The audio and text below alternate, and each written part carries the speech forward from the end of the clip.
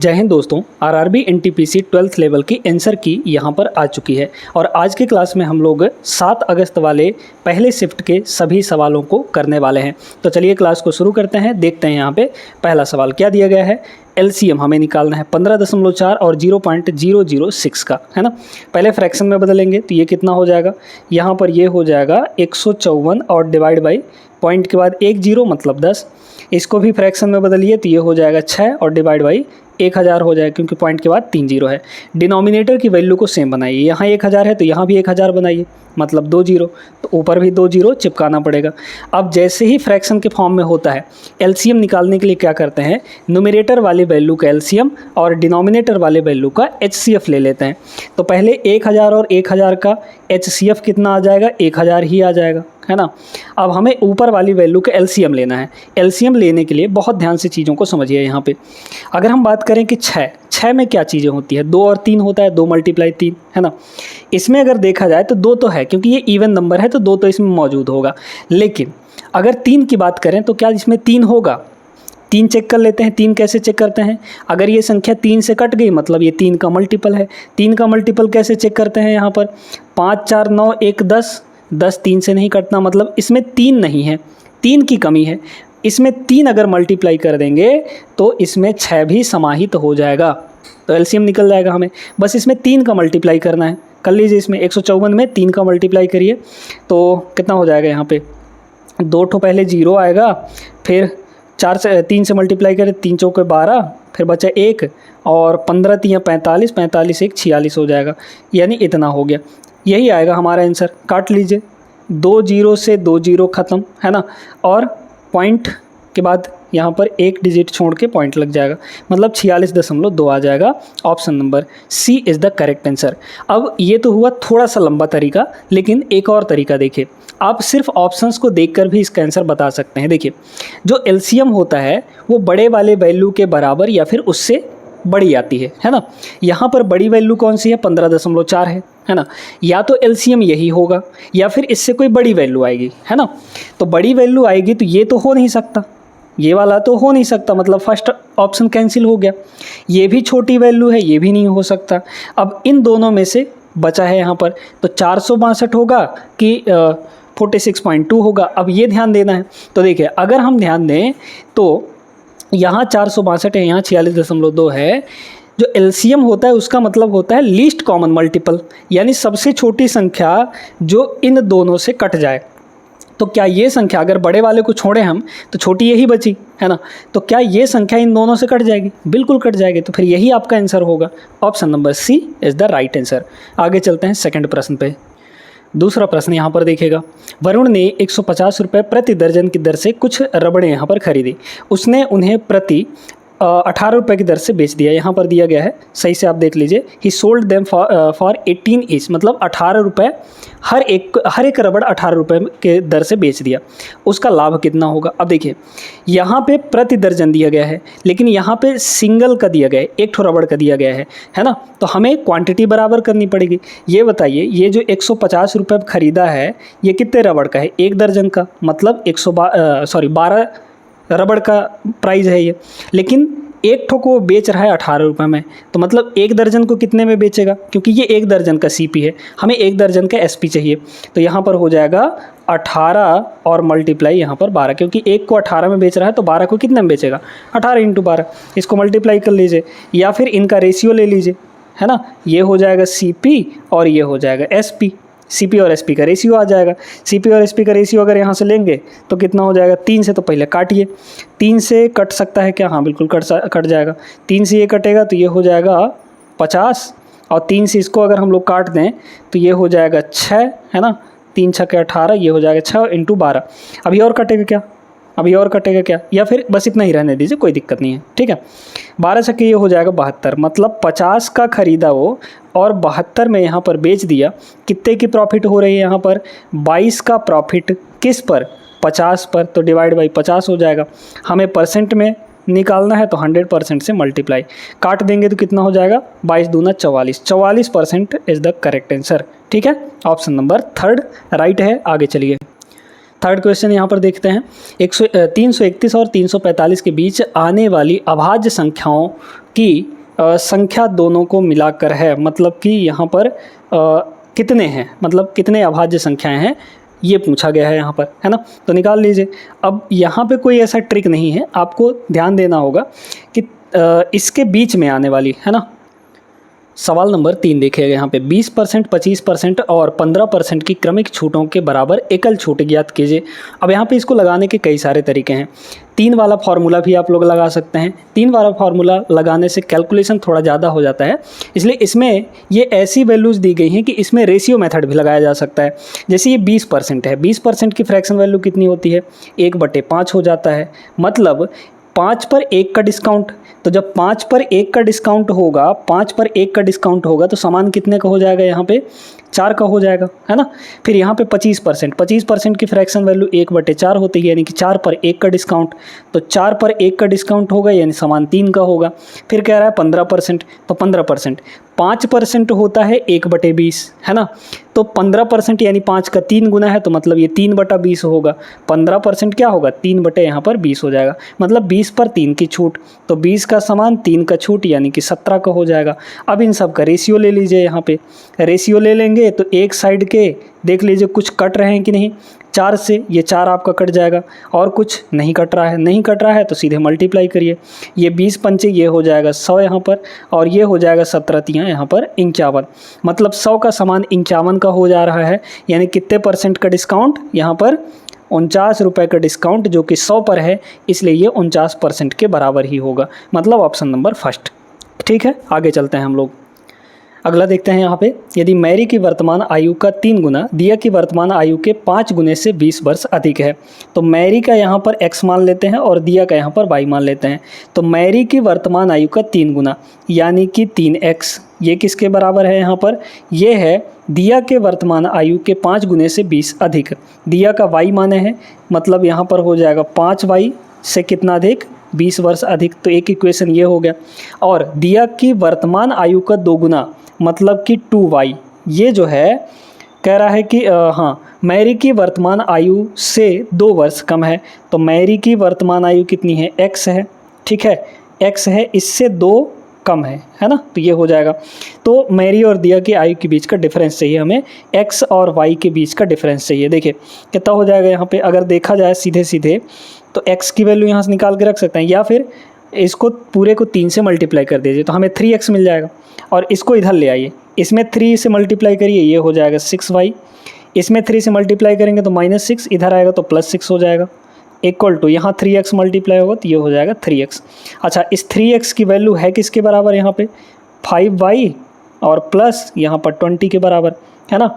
तो इधर आ जाएगा, ये उधर चला जाएगा, मतलब कि 6y - 5y y हो जाएगा। y की वैल्यू 20 - 6 यानी कि 14, तो y की वैल्यू यहाँ पर 14 हो गई। और y की वैल्यू अगर 14 है तो x की वैल्यू कितनी हो जाएगी, 14 दूना 28 + 2 यानी कि 30 हो जाएगा। तो ये हो गया। इन दोनों के बीच का डिफरेंस चाहिए था, कितना आ गया, 16 वर्ष। 16 option number third is the correct answer. आगे चलते हैं हम लोग। ये सवाल है बेईमान दुकानदार वाला। ऐसे टाइप के सवालों को करने के लिए कई बार आपको तरीका बताया जा चुका है, हमारे ही चैनल पर ज़रूर देख लीजिएगा प्रॉफिट एंड लॉस वाले वीडियोज़ को। एक व्यापारी जो है 47% लाभ पर आटा बेचने का दावा करता है। वो कह रहा है कि हम 47% का प्रॉफिट लेकर बेच रहे हैं, लेकिन बेईमानी से उस पर अंकित बाट से 8% कम बाट का उपयोग करता है ना। देना चाहिए था 100 ग्राम, 8% कम दे रहा है ना, मतलब कि 92 ग्राम ही दे रहा है। इस तरीके से आप समझ सकते हैं। ऐसे सवाल में क्या किया जाता है, CP और SP का रेशियो बनाया जाता है। CP रेशियो SP यानी कॉस्ट प्राइस और सेलिंग प्राइस का। देखिए कह रहा है कि 47% लाभ लेंगे। मान लीजिए कि 100 का ख़रीदा, वो 47 का प्रॉफिट लेके बेच रहा है, यानी कितने में बेचेगा, यहाँ पर 147 में। लेकिन अब यहाँ पर घपला और करता है, वो 8% कम बाट का उपयोग करता है। मतलब कि अगर वो आपको 100 ग्राम देना चाह रहा है तो 100 ग्राम ना देगा, वो कितना देगा, 8% कम देगा। एक्चुअली में 8% कम देगा, है ना। तो यहाँ पर देखिए कि आपसे वो पैसा कितने का लिया, 100 ग्राम का, लेकिन दे कितना रहा है आपको, 92 ग्राम। तो जितना दे रहा है वो उसके लिए CP होगा, यानी 92 ग्राम दे रहा है ना भाई, 8% कम कर दीजिए, 92 ग्राम दे रहा है। और पैसा कितने का ले लिया, 100 ग्राम का। तो जितने का आपसे पैसा ले लिया, बता नहीं रहा है, जितने का आपसे पैसा ले लिया वो उसके लिए सेलिंग प्राइस हो गई। ठीक है, तो बस इनका रेशियो निकाल लीजिए। रेशियो में कुछ चीज़ें यहाँ पर कट भी जाती हैं, है ना, यहाँ पे कट भी जाती हैं 100 से, ये 100 कट जाएगा, 92 147 आ जाएगा, है ना। तो इधर हो गया आपका सीधे सीधे 92 और ये हो जाएगा 147। तो मतलब 92 का सामान वो 147 में बेच रहा है। कितने की प्रॉफिट ले रहा है बताइए, इसमें से घटा देंगे तो ये हो जाएगा 5, 14 में से 9 गया, ये हो जाएगा 5, 55। किस पर ये ले रहा है, CP पर, यानी कि डिवाइड बाई 92।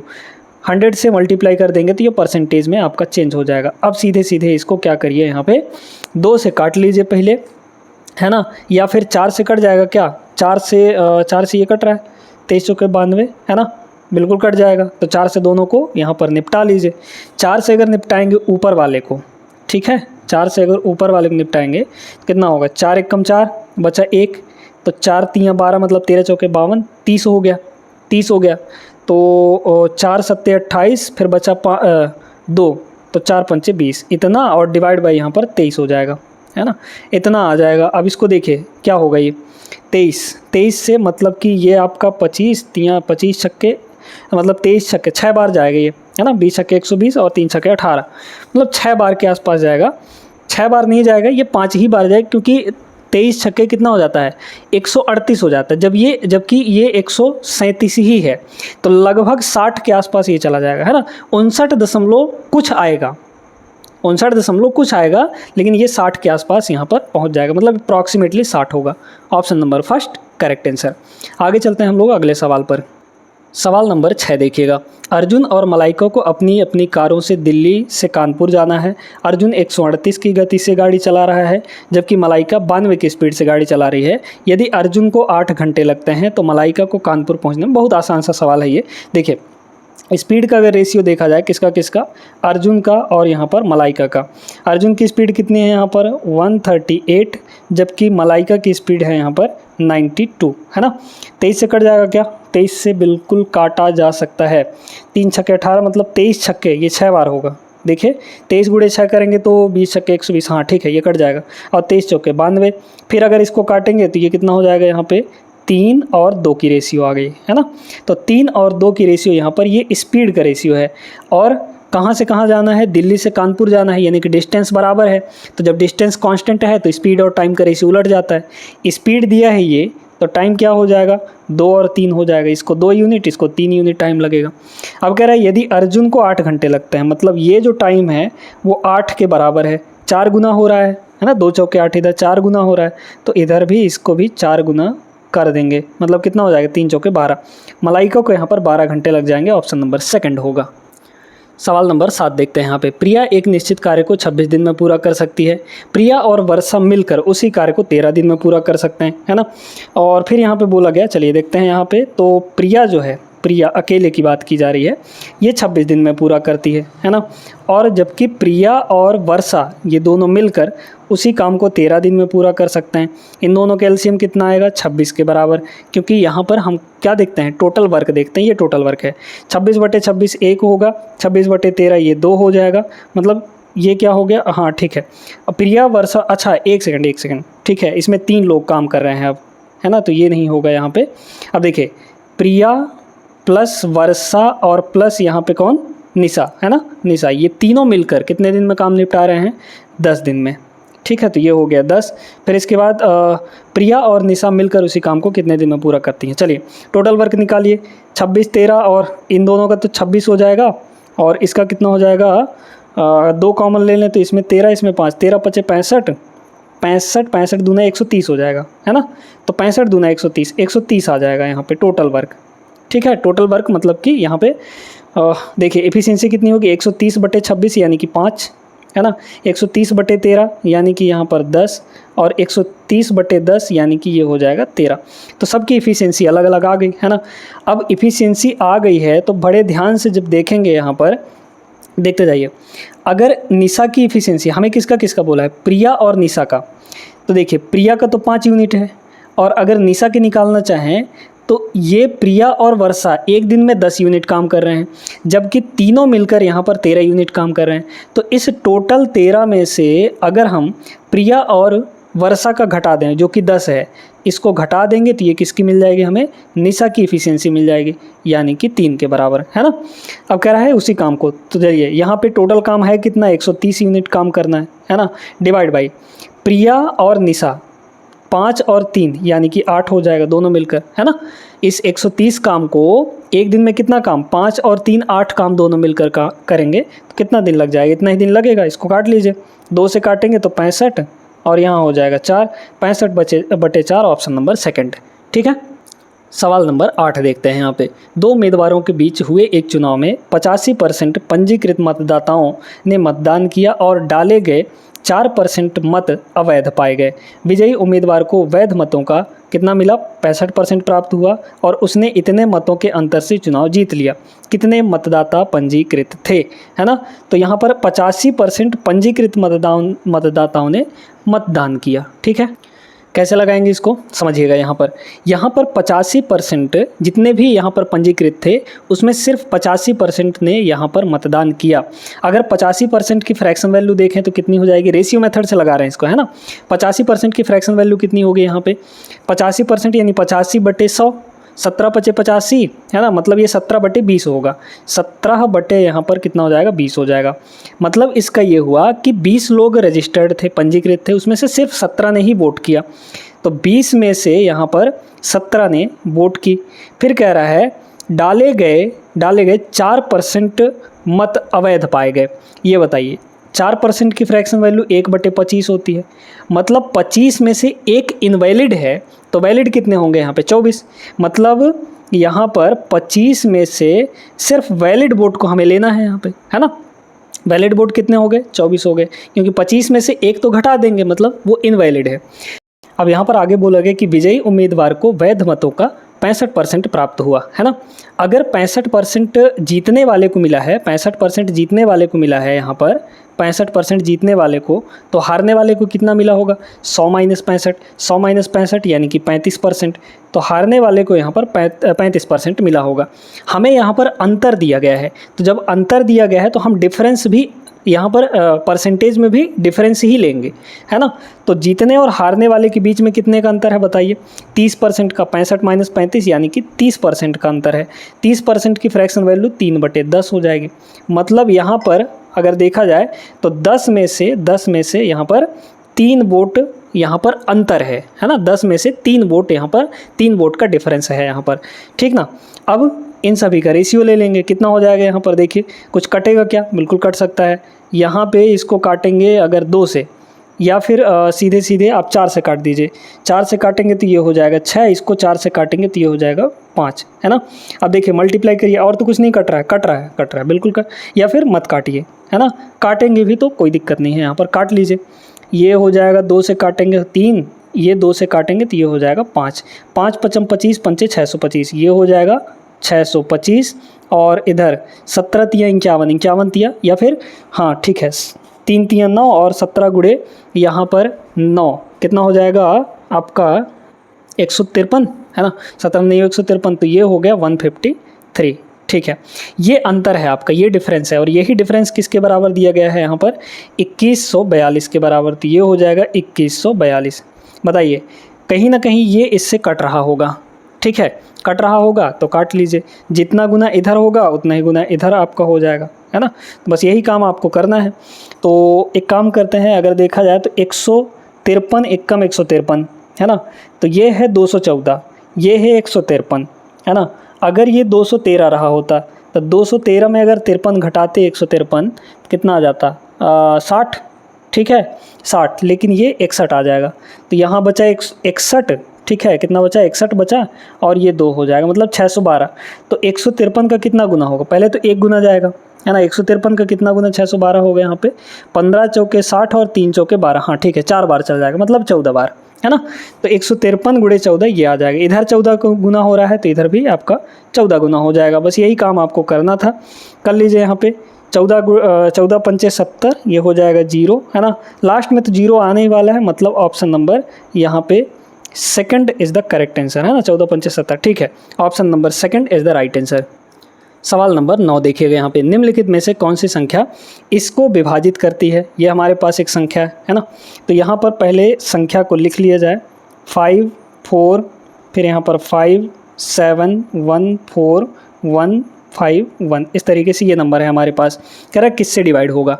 अब सबसे पहले यहाँ पर 10 का रूल देखिए। 10 का रूल क्या होता है, 10 उसी संख्या को काट सकते हैं जिसके लास्ट में 0 होगा। इसके लास्ट में 0 नहीं है, 0 नहीं है, मतलब ये 10 से नहीं कटेगा, तो फर्स्ट ऑप्शन नहीं होगा। फिर इसके बाद इसको देखिए, अगर इसको देखा जाए तो 6 का मतलब क्या होता है, 6 का मतलब होता है 2 × 3। देखिए ये 2 से तो कटेगा नहीं, मतलब जो संख्या 2 और 3 दोनों से कटेगी वही 6 से कटेगी। ये तो 2 से कटेगा नहीं क्योंकि इवन नंबर नहीं है, ये ऑड नंबर है, तो 2 से कटेगा नहीं, मतलब 6 से भी नहीं कटेगा, ये आंसर भी नहीं होगा। 3 का चेक करिए, 3 का रूल क्या कहता है, सम ऑफ डिजिट्स कटने चाहिए 3 से। देखिए 5 और 4 9 कट जाएगा, 5 और 4 9 कट जाएगा आपका 3 से, है ना।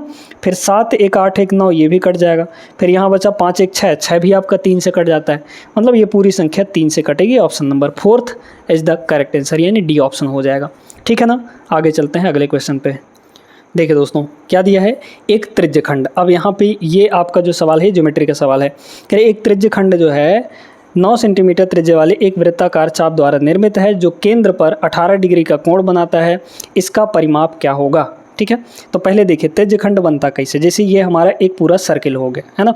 इस सर्किल में अगर हम 2 कोई रेडियस खींच दें सेंटर से इस तरीके से, है ना, तो त्रिज्यखंड बन जाएगा। मतलब ये वाला जो हिस्सा है ये त्रिज्यखंड कहलाता है। इस त्रिज्यखंड में एक चाप बना हुआ होता है। तो अगर हम इन सब को यहाँ से ऐसे डिलीट कर दें, इस वाले हिस्से पूरे को, है ना, इस वाले पूरे हिस्से को डिलीट कर दें, तो हमारे पास एक चाप बचेगा, एक त्रिज्यखंड बचेगा, पिज्जा का स्लाइस जैसा। ये 18 डिग्री है ना, ये रेडियस होगा, ये भी रेडियस होगा। रेडियस कितना दिया है, 9 9 दिया है। फिर यहाँ पे 18 डिग्री बन रहा है। कह रहे हैं इसका परिमाप क्या होगा। अच्छा, इस पूरे का हमें टोटल बाउंड्री का सम चाहिए।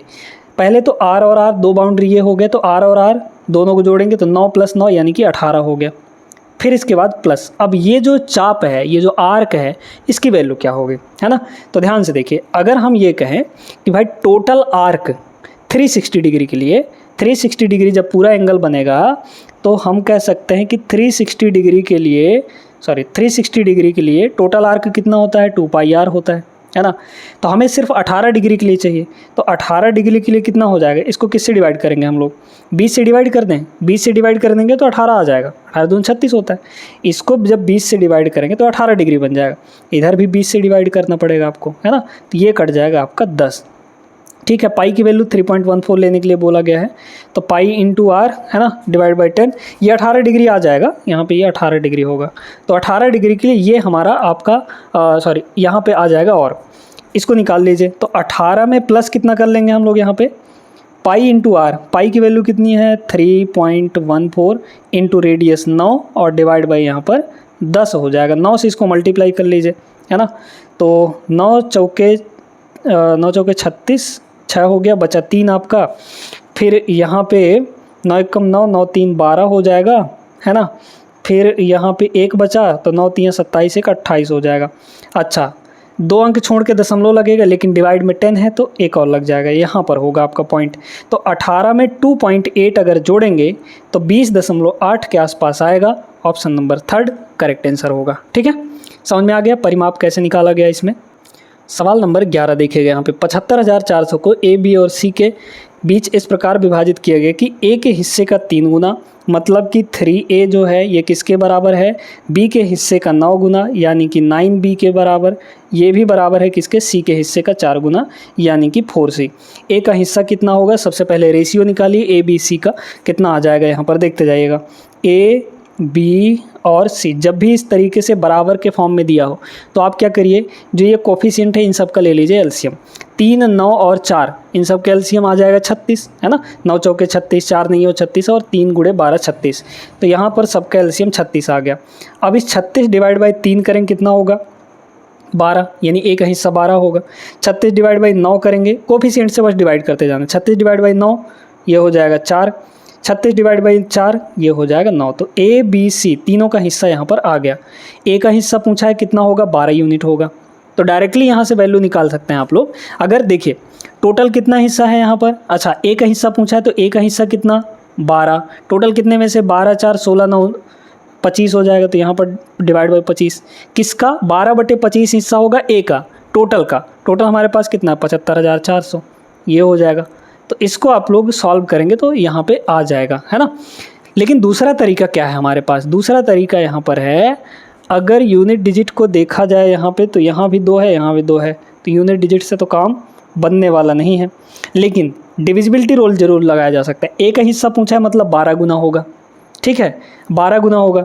तो 12 का रूल क्या कहता है, 4 और 3 दोनों से कटना चाहिए। बस जिसमें आपका 4 और 3 दोनों मल्टीप्लाई हुआ होगा वही संख्या आपका आंसर हो जाएगा, है ना। तो 4 और 3 का रूल पता करिए। 4 का रूल होता है लास्ट के 2 अंक।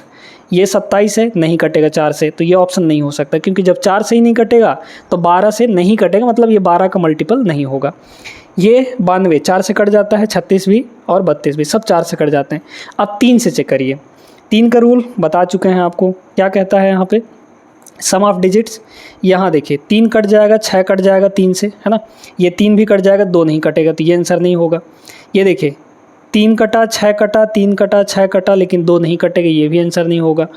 फिर इसके बाद 6 3 ये कट जाएगा, 9 कट जाएगा, 2 1 3 ये भी कट गया, और सॉरी ये कट गया ना 3 से, तो मतलब जब 3 से कट गया और 4 से पहले ही कट रहा था तो मतलब 12 से कट गया, मतलब 12 यूनिट की वैल्यू यही है ना। तो एक हिस्सा ऑप्शन नंबर 2 होगा। डिविजिबिलिटी रूल से भी लगा सकते हैं, बाकी इसको सॉल्व करना चाहें तो कर सकते हैं। आगे चलते हैं अगले सवाल पे हम लोग। सवाल नंबर 12 ज्योमेट्री का सवाल है। त्रिभुज ABC में D पर BD परपेंडिकुलर AC है, ठीक है। DBC 16 डिग्री है। चलिए पहले तो यहाँ पे ट्रायंगल हम लोग बना लेते हैं, है ना। हमारे पास जैसे मान लीजिए कि ये एक ट्रायंगल है इस तरीके से, है ना, किसी भी तरीके से आप लोग यहाँ पे बना सकते हैं। फिर बोला गया इसमें कि भाई कि D जो है, BD जो है B से D खींचा गया है ना, B से D AC पर परपेंडिकुलर है, तो कुछ इस तरीके से हम लोग खींच लेते हैं। तो ये पॉइंट हो जाएगा B और D पर खींचा जाएगा, मतलब 90 डिग्री बनाते हुए इस तरीके से, है ना। तो ये हो जाएगा पॉइंट आपका D और ये हो जाएगा आपका B, है ना। जब ये B है तो ये A होगा, ये C हो जाएगा। अच्छा, फिर इसके बाद क्या बोला गया कि DBC 16 है। DBC ये आपका 16 डिग्री है ना, यहाँ पर 16 डिग्री। फिर बोला गया BC पर E एक बिंदु है, BC पर E एक बिंदु है। इस प्रकार है कि CAE, अच्छा यहाँ पे एक पॉइंट है यहाँ पे कहीं पे, तो CAE आपका कितना बन रहा है यहाँ पे, मान लीजिए कि यहाँ पर ये पॉइंट है, तो इसको जब ऐसे मिलाएंगे तो CAE जो है, CA और ये पॉइंट E है, तो ये जो एंगल है ये 51 डिग्री है। हमें क्या बोला गया है कि AEB फाइंड करिए। AEB ये एंगल हमें फाइंड करना है ना। तो फाइंड कर लीजिए, क्या दिक्कत है इसमें, कोई दिक्कत नहीं है। अगर हमें ये एंगल मिल जाए यहाँ पर, या फिर एक काम करते हैं ना, चलिए कोई दिक्कत नहीं है, ये एंगल अगर निकाल लेंगे हम लोग तो ये एंगल निकलने से ये वाला एंगल निकल जाएगा, क्योंकि वर्टिकली अपोजिट होगा। अच्छा ये 90 है इधर का, तो ये 90 ही होगा। तो 51 और 90 कितना हो जाएगा, 9 5 14 141, है ना। अब 141 में हम ऐसा क्या जोड़ दें, क्योंकि इस ट्रायंगल के अंदर जितने भी एंगल हैं उनका सम तो 180 होता है, तो तीनों का सम यहाँ पे 180 आ जाए। मान लीजिए कि x है, या फिर आप सीधे देखिए ना, इसमें 39 जोड़ना पड़ेगा, 39, तो ये एंगल जो है, ये एंगल आपका 39 डिग्री होगा। अच्छा इधर का 39 है तो ये भी आपका 39 हो जाएगा। तो 39 + 16 + ये वाला एंगल सब मिलाकर 180 होना चाहिए। तो 39 और 16 कितना होगा, 9 6 15, है ना, 9 6 वहाँ पर हो जाएगा 15, ये बचा 55 हो जाएगा ये, है ना। तो 55 में हम ऐसा क्या जोड़ दें कि 180 बन जाए यहाँ पर, तो 125, ठीक है, 125 जोड़ देंगे, है ना। तो 125 जोड़ देंगे तो ये एंगल, मतलब टोटल एंगल आ जाएगा। तो ये जो एंगल है 125 डिग्री का होगा, ठीक है। Option number D is the correct answer. ऐसे सवालों को सिर्फ और सिर्फ डायग्राम से लगाया जा सकता है। आई होप सभी लोग समझ गए होंगे, और यहाँ पे 12 ही सवाल कर पाए हैं दोस्तों, है ना। थोड़ा सा यहाँ पे दिक्कत हो रहा है, तो आप लोग बाकी के जो सवाल हैं वो अगले वीडियो में देख सकते हैं। अगले वीडियो पे अपलोड कर देंगे बाकी के सवालों को। आज की क्लास ज़रूर अच्छे से आपको समझ में आया होगा, है ना। वीडियो लाइक कर दीजिए और चैनल को सब्सक्राइब कर लेना है। मिलते हैं नेक्स्ट क्लास में, तब तक के लिए जय हिंद।